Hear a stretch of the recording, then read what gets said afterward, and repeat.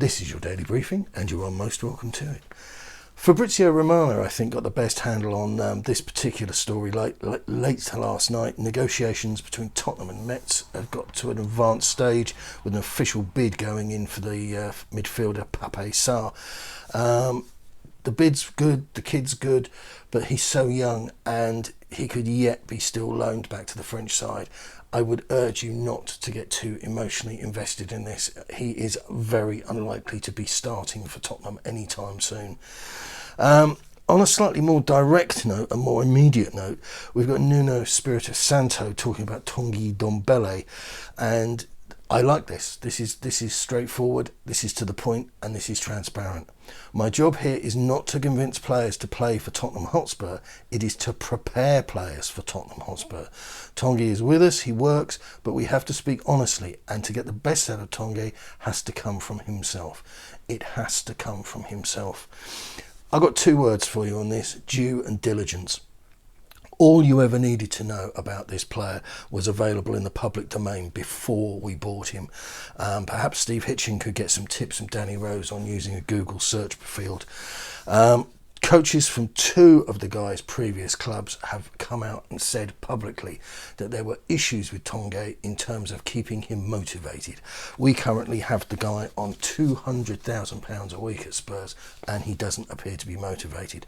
There was that particular moment which I draw back to in the Amazon documentary All or Nothing, and Levy brings in a player liaison officer who looked like a kind of social worker type guy, and Tanguy would sit there and he genuinely looked bemused as to what he was doing in the same room as these two people.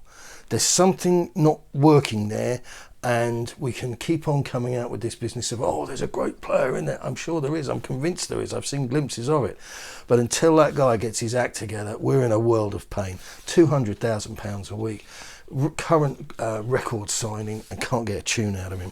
And what makes me laugh, of course, and you know that I was going to tell you this, wasn't it Jose Mourinho that caused friction between him and this player? Wasn't Mourinho claimed to have alienated this guy? No, didn't have anything to do with him. Curious thing here again, I don't want to start keeping notes. I don't think I'm a note-keeping kind of guy. Well, apart from these ones. But this, sort of pedantry, but Charlie Eccleshare, who's generally speaking really good, unless I'm muddled, he's come out with this line here in a tweet saying, and he's speaking about Ndombele, should he end up staying, the French midfielder will continue to fight for his place. There is a chance that he will move before the transfer deadline on August 31st. This continued to keep his continue to fight. This was the same thing that was said about Harry Kane if his transfer was going to be denied. I don't think there's any guarantees. I think this is wishful thinking. This is how, again, the club press officer would ideally want things to proceed. So regrettably, this is another ENIC masterclass, and we've been here before. Adebayor or anybody? Harry on regardless is the headline from the Sun, and they've got another one today which I'll share with you, which is not as is as punny but not as funny. Troy Deeney believes that Harry Kane will get his transfer, and his Tottenham teammates will forget it and move on. Deeney says those will be wondering how the rest of the Tottenham squad will be dealing with this situation from behind the scenes, all the drama and all the gossip. And Deeney says, just pulls no punches. You want to know the God's honest truth? Spurs players will forget it and move on. They'll be focused on their own performances and pushing for their place in the starting 11. With Kane leaving, that will free a situation up for somebody else. And I think people often forget that footballers, in the main, not always, but in the main, are narcissistic psychopaths, and they do have the ability to adjust and cope with things quite easily. So if Kane isn't there, that means there's an 11th slot that needs filling. The Sun's less sensitive football headline of the day is Tottenham outcast Moussa Sissoko sparks transfer war between Middle East sides. Whose idea this was, I don't know. Tottenham outcast Moussa Sissoko is reportedly at the centre of a transfer tussle between several clubs in the Middle East. The 32-year-old has been offered terms from both Qatar and UAE, and there's a whole load of stuff here, and it's come from Get French Football News, and the piece continues, who also claim that the Frenchman has no desire to make the switch to the sizzling hot region. So I don't know if that was written by somebody who currently recently lost their job at TUI, or a person that knows that Musa is not a sun worshipper. That I'm going to leave to the end, and because it's quite funny in places.